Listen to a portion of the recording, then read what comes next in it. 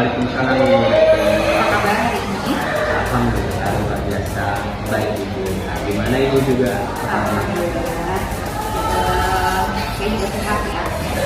Selama kemarin 3 hari kemarin saya udah konfirmasi di Pak Akhir bahwa saya pada hari ini itu kita akan melakukan kegiatan supervisi. Di mana dalam supervisi itu nanti ada 3 tahapan. Yang pertama itu adalah praobservasi, kemudian tahapan kedua itu adalah observasi, di mana nanti saya akan supervisi Pak Akhir pada saat pembelajaran di kelas. Kemudian yang ketiga itu adalah pasca observasi. Nah, untuk sekarang kita akan melakukan praobservasi di mana pada tahap ini kita akan berdiskusi mengenai pembelajaran nantinya Pak Akhir itu akan seperti apa. Nah, untuk membuka percakapan kita pada pagi ini, kalau boleh saya tahu, apa nih harapan dari Pak Akhir pada saat perbincangan kita hari ini? Untuk harapan ini itu ini ya, saya senang sekali ya Bu ya. Saya bisa bekerja sama Pak Ibu karena kita satu divisi, kemudian kita juga satu produktif juga jurusannya. Saya juga senang seperti itu sama Ibu. Untuk salah satunya itu saya senang karena kita bisa saling koreksi ataupun saling menguatkan untuk pembelajaran kita. Kira-kira untuk pembelajaran hari ini tujuan pembelajarannya apa? Untuk tujuan pembelajaran itu ada 2 ya Bu. Yang pertama, siswa peserta didik mampu memahami struktur bahasa pemrograman dari mulai HTML, JavaScript, dan JavaScript. Kemudian yang kedua itu peserta didik mampu membuat website berdasarkan materi ataupun pembelajaran yang sudah dikuasai, yang diantaranya itu HTML dan serta JavaScript. Jadi materinya itu tentang pembuatan website. Kira-kira nanti dari tujuan pembelajaran yang sudah Bapak lakukan ini, capaian dari peserta didik itu seperti apa? Capaian itu saya berharap siswa mampu membuat website dinamis sesuai dengan passion mereka, terutama contohnya itu membuat website prototype maupun portfolio mereka masing-masing. Jadinya nantinya siswa itu ketika udah beres bikin proyek ataupun mata pelajaran yang lainnya itu bisa dapat ke website yang mereka buat sendiri. Luar biasa sekali konsepnya. Nah, kira-kira dari materi dan tujuan pembelajaran, kemudian tadi yang sudah Bapak paparkan itu, kira-kira area pengembangan yang ingin dikembangkan oleh peserta didik itu seperti apa? Salah satunya itu saya tidak membatasi, itu saya harus bikin prototipe. Runutan materi itu harus sesuai dengan yang saya ajarkan. Saya tidak membatasi itu. Justru saya ingin melihat siswa itu berkembang sesuai dengan kemampuan dia. Satunya itu contohnya saya cuma bikin websitenya itu sangat sederhana, tapi anak harus mampu mengembangkan website tersebut sebagus mungkin dari apa yang saya ciptakan. Ini untuk pengerjaannya mereka masing-masing atau per kelompok? Untuk saat ini saya masing-masing dulu. Berarti di sini area pengembangannya yang ingin Bapak kembangkan dari peserta didik itu mereka mampu membuat website, membangun website masing-masing ya, tidak secara berkelompok. Oke, nah kira-kira ada KSP positifnya nggak itu dari pembelajaran Bapak hari ini? Untuk KSP positif itu ya diantaranya ya saya ingin menimbulkan siswa-siswi itu yang bertanggung jawab. Salah satunya dia harus mampu mengerjakan website tersebut. Saya ingin menimbulkan siswa-siswi itu yang bertanggung jawab. Salah satunya dia harus mampu mengerjakan website tersebut sesuai dengan waktu yang ditentukan, sesuai dengan jadwal yang ditentukan. Kemudian SOP pengerjaannya dilakukan, kemudian targetnya juga harus sesuai dengan harapan yang hasilnya. Kalau misalkan dari segi materi nih, pada saat penyampaian itu seperti apa? apakah mereka bisa dari apa kayak PowerPoint atau seperti apa? Ya, untuk pembahasan materi itu saya dari dulu itu berbagai macam materi yang saya berikan di siswa, karena saya berpikir bahwa harus diferensiasi. Diferensiasi itu bukan hanya memperhatikan siswanya saja, tapi kita memfasilitasi materi pembelajaran yang akan disampaikan siswa. Contohnya kita ngasih video, kemudian mengisi teks yang hanya berbentuk PDF, kemudian ada juga yang ditulis di papan tulis. Itu untuk memenuhi semua diferensiasi siswanya. Terutama saya juga punya portofolio sendiri, ya saya bikin di situ juga. Jadi anak bisa milih mana yang mereka inginkan. Oke, berarti di sini sudah menekankan pada diferensiasi ya, disesuaikan dengan kebutuhan dari peserta didik. Nah, kira-kira ini strategi awal Bapak itu seperti apa sehingga nanti proses pembelajaran dengan diferensiasi ini bisa tercapai dengan baik? Salah satunya itu kita berkomitmen dulu. Yang pertama itu kita bikin kesepakatan kesepakatan kelas dulu, yang dimana kita sepakati bahwa untuk mata pelajaran dan sebagainya itu harus benar-benar diikuti, tidak ada tidak mangkir dari mata pelajaran yang saya pelajari.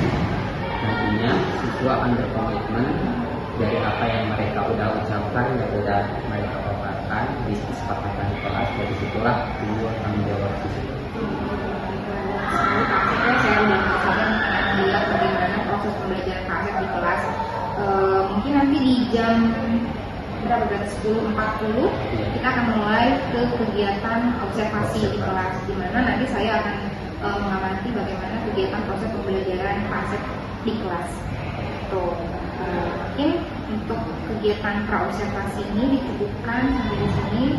Nanti di jam 10.40 saya akan mulai melakukan observasi di kelas. Assalamualaikum warahmatullahi wabarakatuh. Waalaikumsalam warahmatullahi wabarakatuh. Selamat pagi anak-anak. Sebelum kita mengawali pembelajaran ini, kita sudah dulu seperti biasa. Siapa yang mau memimpin doanya? Silakan.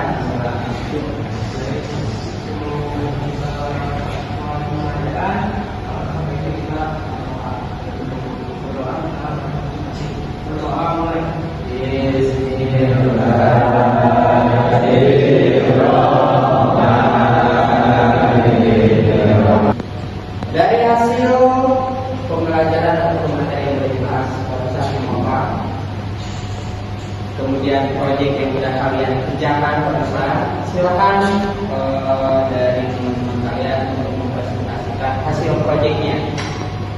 Siapa? Pelatih. Oke, silakan pelatih. Please jaga kita punya menku. Berarti otaknya juga harus baru. Oke, silakan. Proyek kita, Oh ini. Proyeknya tadi itu pakai ada yang kayak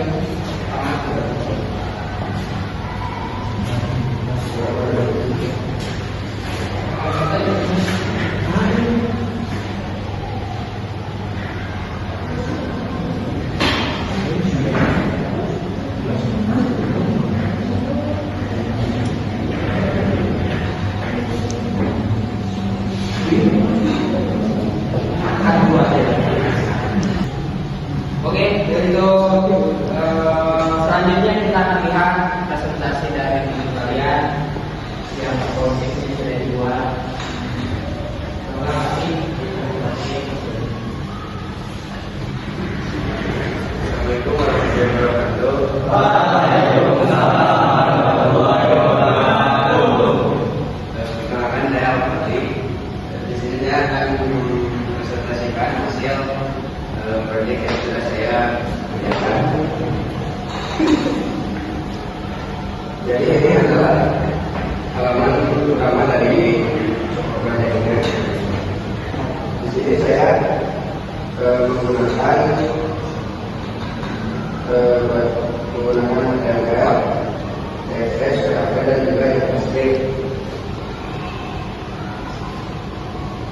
Untuk contoh TSS-nya,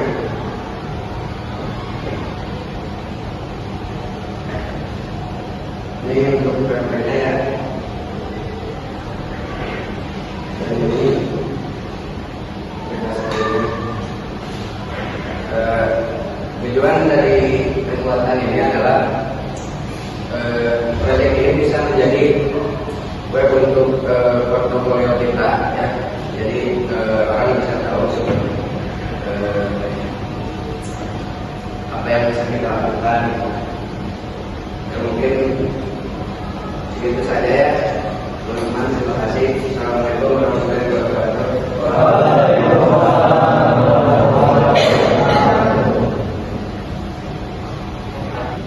Oke, untuk pertemuan hari ini kita cukupkan, kita udah lihat presentasi dari Pati, kemudian kita udah refleksi sama Billy. Oke, untuk selanjutnya yaitu kita perbaiki apa yang kurangnya, kemudian itu menjadi sebuah motivasi buat kita semua sebelum kita masuk ke kelas 12, sebelum kita unikom, kita sudah menguasai. Oke, mungkin itu aja yang dapat saya sampaikan. Terima kasih banyak. Untuk Assalamualaikum warahmatullahi wabarakatuh.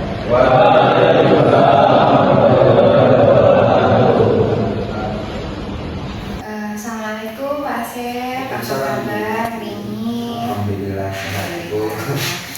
Baik, dalam percakapan pasca observasi kita kali ini, saya akan memberikan beberapa pertanyaan ya kepada Bapak terkait dengan jalannya kegiatan observasi pada hari kemarin, gitu ya, di pembelajaran di kelas Bapak kemarin itu di kelas 11 PLG ya Bapak kalau nggak salah. Betul. Nah itu, nah di sini yang sudah Ibu lakukan itu bertujuan untuk mengevaluasi gitu ya sejauh mana proses pembelajaran yang sudah Bapak kerjakan ataupun Bapak lakukan gitu ya. Nah untuk pertanyaan pertama di sini tuh gimana perasaan Bapak terkait dengan kegiatan observasi kemarin? Untuk kegiatan observasi itu sangat senang sih karena saya suka kalau misalkan dievaluasi sama orang, kemudian dikasih saran ataupun dikritik ataupun dilihatin. Kenapa? Karena nanti untuk memperbaiki diri saya sendiri salah satu itu kalau misalkan ada kekurangan di dalam pembelajaran tersebut gitu. Oke, alhamdulillahnya kalau misalkan sudah berjalan dengan baik. Nah, kira-kira Bapak bisa ceritakan kembali nggak area yang ingin dikembangkan oleh Bapak pada saat pembelajaran kemarin di kelas ya? Langkah-langkah pembelajaran apa yang sudah dilakukan? Mungkin yang dikembangkan itu adalah dari segi sosial komisioner, mungkin itu salah satunya. Kenapa kayak gitu? Karena saya orangnya tipenya itu adalah gampang marah, tapi bukan berarti benci ya, tapi untuk maksudnya marahnya itu adalah dalam artian ketika saya mengarahkan siswa untuk misalkan praktek tapi anaknya itu tidak mau praktek, dia jadi lebih sering izin misalkan keluar kemudian masuk lagi. Nah dari situ mungkin sosial emosionalnya mungkin saya harus dikembangkan lagi, gimana caranya merangkul siswa tersebut supaya mau belajar di kelas. Kemudian apa tutorialnya lagi itu mungkin untuk model pembelajaran itu salah satunya itu saya menggunakan PJBL ini. PJBL mungkin ditambahin yang sekarang itu ada yang namanya TEPA. Salah satunya yaitu endingnya itu anak-anak bisa mengeluarkan ataupun menjual hasil produk itu di pasar. Oke, berarti area yang ingin dikembangkan selain dari segi Bapaknya yang bilang dari apa sosial emosional, di peserta didik juga area yang ingin dikembangkan itu adalah nanti pada saat hasil akhirnya itu mereka bisa menjual hasil proyek mereka gitu. Kemarin kebetulan materinya itu adalah tentang membuat website ya Pak. Betul. Oke, nah jadi itu area yang dikembangkan. Nah untuk saat ini sejauh mana sih hal tersebut itu bisa dilaksanakan gitu? Apakah sesuai dengan harapan atau tidak? Mungkin hari ini sudah sesuai harapan, tapi mungkin masih ada skalanya yaitu masih 50% belum 100% kayak gitu. belum 100% ya, berarti sudah berjalan baik, tapi masih ada perlu beberapa hal yang harus dikembangkan lagi. Nah, kira-kira ada nggak sih kendala pada saat proses pembelajaran berlangsung? Oke, itu pasti ada, karena jurusan RPL itu adalah ilmu pasti. Salah satunya itu, contohnya itu adalah 1+1 berarti tetap 2. Beda dengan jurusan yang lain kayak akuntansi, kemudian DKP. Kalau misalkan gambarnya itu lonjong atau bulatnya pure bagus, itu kan tergantung passion, tergantung kesukaan kita, suka atau tidak. Tapi kalau informatika itu adalah ilmu pasti 0-1. Makanya ketika praktek itu ada yang error, kemudian anaknya tidak bisa menyelesaikan, mungkin anak itu stuck di situ, nggak bisa melanjutin. Maka dari stuck tersebut, salah satunya saya harus membimbing ataupun gimana caranya berdiferensi dengan teman-teman juga. Salah satunya membantu siswa-siswa yang kurang. Oke, berarti di samping kendala yang tadi Bapak sebutkan, Bapak juga sudah menyiapkan solusinya, berarti dengan cara berkolaborasi dengan teman-teman ataupun dengan rekan sejawat terkait dengan bagaimana pemecahan masalah supaya si peserta didik itu mereka bisa melaksanakan atau mengerjakan proyeknya sesuai dengan yang diharapkan, gitu ya Pak? Iya, betul. Oke. Nah, jadi solusinya itu adalah berkolaborasi dengan rekan sejawat. Itu baik sekali ya Pak ya, karena memang kita tidak bisa memecahkan masalah hanya dengan pemikiran kita sendiri ya Pak. Betul. Dengan adanya kolaborasi ataupun diskusi dengan teman-teman ataupun dengan rekan sejawat, otomatis kita dapat masukan-masukan yang mungkin bisa kita adopsi di pembelajaran kita, gitu Pak ya. Nah, terima kasih mungkin untuk jawaban-jawabannya. Semoga semua rencana Bapak nanti ke depannya itu bisa berjalan dengan baik. Apapun kendala yang Bapak temukan ketika pembelajaran berlangsung kemarin itu bisa diperbaiki di kemudian hari, sehingga peserta didik itu mereka akan termotivasi mungkin ya. Oke, kita mungkin untuk sesi pasca observasi ini dicukupkan sekian. Barangkali dari BKP ada yang mau disampaikan, boleh enggak? Dicukupkan, baik. Terima kasih atas umpan baliknya mungkin Bapak dan Ibu terkait dengan kegiatan pasca observasi kali ini. Rangkaian kegiatan supervisi akademik sudah selesai dan percakapan praobservasi, kemudian pada saat kegiatan observasi itu sudah berjalan juga dengan baik. Saya cukupkan, terima kasih. Assalamualaikum warahmatullahi wabarakatuh.